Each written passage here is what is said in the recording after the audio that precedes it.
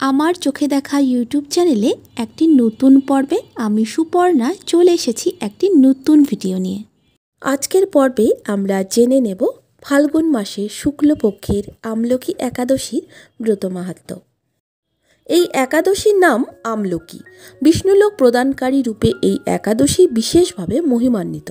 একাদশীর দিন আমলকি বৃক্ষের তলে রাত্রি জাগরণ করলে সহস্র গাবিদানের ফল লাভ হয়। হে পাণ্ডুনন্দন, পূর্বে ব্রহ্মার রাত্রিতে দৈনন্দিন প্রলয় উপস্থিত হলে স্থাবর জঙ্গল সহ দেবতা, অসুর ও রাক্ষস সব কিছুর বিনাশ হয়। তখন ভগবান সেই কারণ সমুদ্রে অবস্থান করেন। তার মুখপদ্ম থেকে চন্দ্র বর্ণের এক বিন্দু জল ভূমিতে পড়ে। সেই জলবিন্দু থেকে একটি বিশাল আমলকি বৃক্ষ উৎপন্ন হয়। এই বৃক্ষের স্মরণ মাত্র গোদানের ফল দর্শনে তাহার দ্বিগুণ এবং এর ফলভক্ষণে 3 গুণ ফল লাভ হয়। এই বৃক্ষে ব্রহ্মা, বিষ্ণু আর মহেশ্বর সর্বদা অবস্থান করেন। এর প্রতিটি শাখা প্রশাখা ও পাতায় ঋষি, দেবতা ও প্রজাপতিগণ বাস করেন। এই বৃক্ষকে সমস্ত বৃক্ষের আদি বলা হয় এবং তা পরম বৈষ্ণব রূপে বিখ্যাত। অতএব এই শ্রেষ্ঠ ব্রত সকলেরই পালনীয়। এখন এই ব্রতের একটি অদ্ভুত ইতিহাস আপনার কাছে বর্ণনা করছি। প্রাচীনকালে বৈদিশ নামে এক প্রসিদ্ধ নগর ছিল। এই নগরে চৈত্ররথ নামে এক রাজা রাজত্ব করতেন। চন্দ্রবংশীয় পাশবিন্দুক রাজার পুত্ররূপে তিনি জন্মগ্রহণ করেন। তিনি অত্যন্ত শক্তিমান ও ঐশ্বর্যশালী ছিলেন। শাস্ত্রজ্ঞানেও ছিলেন সুনিপুণ।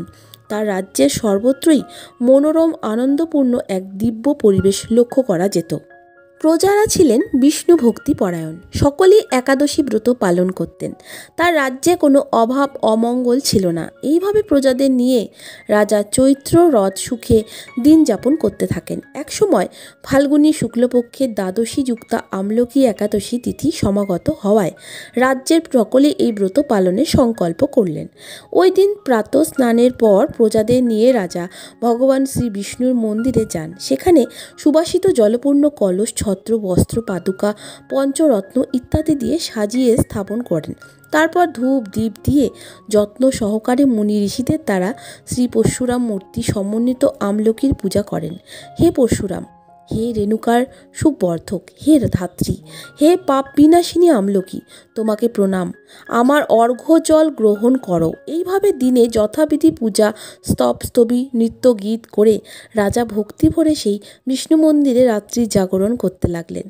এমন সময় দৈবযোগে একটি ব্যাধ সেখানে উপস্থিত হয়। পূজার সামগ্রী সহ বহু ব্যক্তিকে একত্রে রাত্রি জাগরণ করতে দেখে সে কৌতূহলাক্রান্ত হলো। সে ভাবল, এসব কি ব্যাপার? বিষ্ণু মন্দিরে প্রবেশ করে সে বসে পড়ল। কলসের উপরে স্থাপিত বিষ্ণুমূর্তি দর্শন করল। ভগবান বিষ্ণু এবং একাদশীর মাহাত্ম্যও সে মনোযোগ দিয়ে শুনল। সারাদিন ওই ব্যাধ কিছুই আহার করেনি। এইভাবে ক্ষুধায় কাতর হয়ে সেখানে সে রাত্রি জাগরণ করল। পরদিন প্রজাসহ রাজা নগরের দিকে যাত্রা করলেন। সেই ব্যাধও তার গৃহে ফিরে গেল। এরপর এক সময় ব্যাধের মৃত্যু হলো। একাদশীতে রাত্রি জাগরণ ব্রত প্রভাবে সেই ব্যাধ পরবর্তী জন্মে এক রাজ্যের অধীশ্বর রূপে নিযুক্ত হলো। জয়ন্তী নামে এক নগরী ছিল। সেখানে বিদুরথ নামে এক রাজা বাস করতেন। ওই ব্যাধ বিদুরথ রাজার মহাবলী পুত্র রূপে জন্মগ্রহণ করেন। তার নাম হয় বসুরথ। 1,00,000 গ্রামের আধিপত্য তিনি লাভ করলেন। তিনি ছিলেন সূর্যের মতো তেজস্বী, চন্দ্রের মতো কান্তিমান এবং পৃথিবীর মতো ক্ষমাশীল।